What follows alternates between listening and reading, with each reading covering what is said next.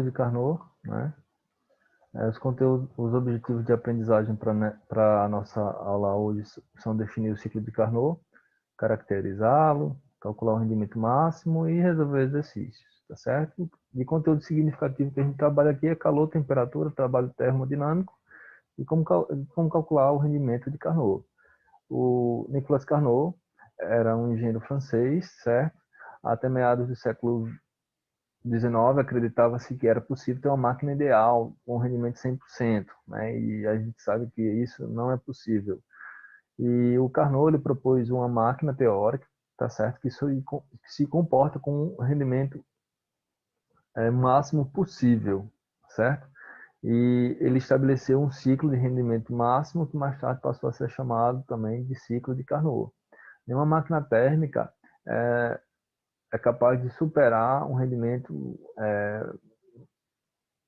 maior que o ciclo de Carnot, né? Até atingir o ciclo de Carnot ideal, muitas vezes não é possível, né?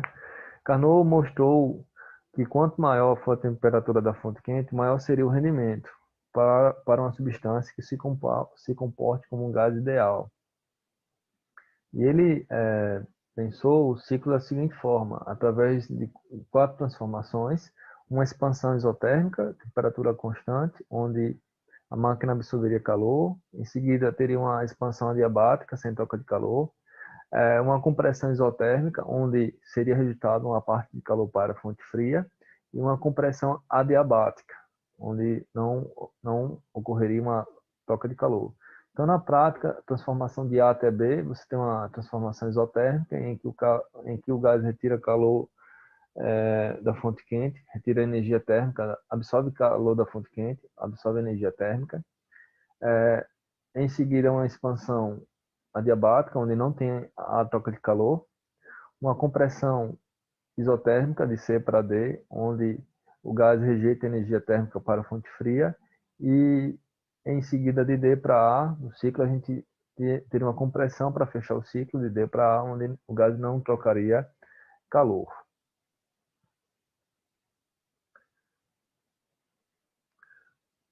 As máquinas térmicas que utilizam esse tipo de ciclo são consideradas máquinas térmicas ideais, tá certo? Isso acontece porque seu rendimento é maior dentre as demais máquinas e chega próximo a 100%. Então, o teorema de Carnot se divide em duas partes. A primeira parte é que na máquina de Carnot, ela tem rendimento maior que qualquer outro tipo de máquina, operando entre as mesmas fontes, ou seja, entre as mesmas temperaturas, certo? E o segundo teorema é que todas as máquinas de Carnot têm o mesmo rendimento, desde que operem com as mesmas fontes, ou seja, com as mesmas temperaturas. Em particular, para o ciclo de Carnot foi demonstrado o seguinte, que as quantidades de calor trocada com as fontes são proporcionais às respectivas temperaturas absolutas, ou seja, a razão entre Q2 e Q1, Q2 é o calor rejeitado para a fonte fria e Q1 o calor absorvido da fonte quente.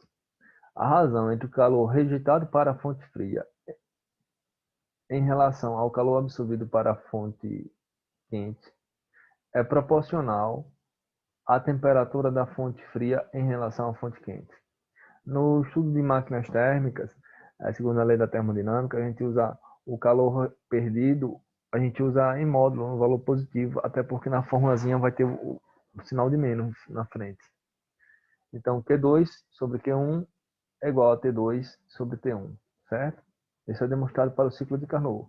E o rendimento de Carnot, como o rendimento é trabalho sobre Q1, o rendimento ficaria 1 menos Q2 sobre Q1. Ou seja, rendimento igual a 1, como a razão Q2 sobre Q1 é T2 sobre T1, a gente pode ter o rendimento em função das temperaturas. Muito cuidado com o seguinte, essa formulazinha aqui, ó, rendimento 1 menos T2 sobre T1, eu só posso aplicar para quando eu tenho máquinas que operam conforme o ciclo de Carnot. Para máquinas que não operam segundo o ciclo de Carnot, aí eu tenho que usar somente essa fórmula aqui, rendimento de trabalho sobre Q1, onde trabalho seria o Q1 menos Q2. Então, o rendimento com base na temperatura é só para máquinas que operam o ciclo de Carnot, tá certo? Cuidado.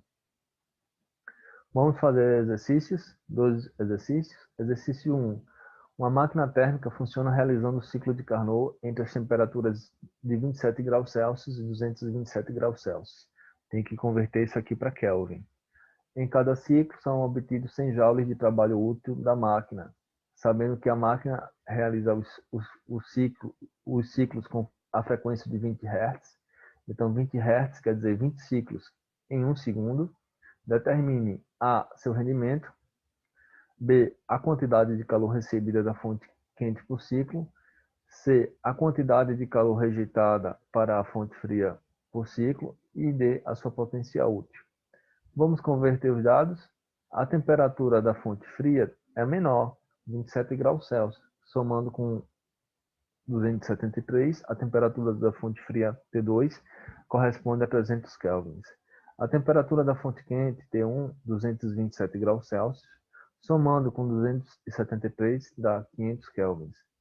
O trabalho corresponde a 100 joules e a frequência 20 Hz, que seria 20 ciclos em 1 segundo. Então, o rendimento aqui, ele fica sendo rendimento igual 1 menos T2 sobre T1, ou seja, 1 menos 300 sobre 500. Fazendo essa continha aqui, a gente vai ficar com rendimento igual a 400, ou perdão, a 0,40. Multiplicando por 100, fica igual a 40%, rendimento de 40%. No item B, a quantidade de calor recebida da fonte quente pode ser calculada por rendimento igual ao trabalho sobre Q1. Então, Q1, trabalho sobre rendimento, 100, e o rendimento 40%, a gente usa 0,4. 100 por 0,4, 100 dividido por 0,4, 250 joules.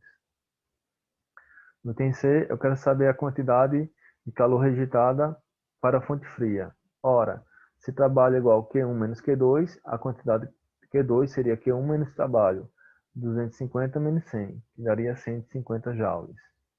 Então, como a máquina realiza 20 ciclos em 1 segundo, certo? Então, o trabalho total seria 20 vezes o trabalho de um ciclo, né? 20 vezes 100 daria 2.000 joules. Então, a potência em watts é a quantidade de energia gasta em 1 segundo. Então, essa energia foi gasta aqui em 1 segundo, né? Em 20 Hz. Então, a potência seria 2.000 dividido por 1. Seria uma potência de 2.000 watts. Potência, energia sobre tempo. Como ela realiza 20 ciclos em 1 segundo, o trabalho de um ciclo foi 100. 20 ciclos, 20 vezes 100. Então, 2.000 joules. E a potência, trabalho sobre o tempo, como essa quantidade foi 20 ciclos em 1 segundo, e a potência medida em watts é joule por segundo, a gente pegou 2.000 joules dividido por 1 segundo, aí 2.000 watts. Exercício 2. Uma máquina que opera em ciclo de Carnot tem a temperatura de sua fonte quente igual a 330 graus Celsius e fonte fria igual a 10 graus Celsius. Qual é o rendimento dessa máquina? Então, a temperatura da fonte quente, 330 graus Celsius, mais 273, dá 603 kelvins. A temperatura da fonte fria, 10 graus Celsius, mais 273, 283 kelvins.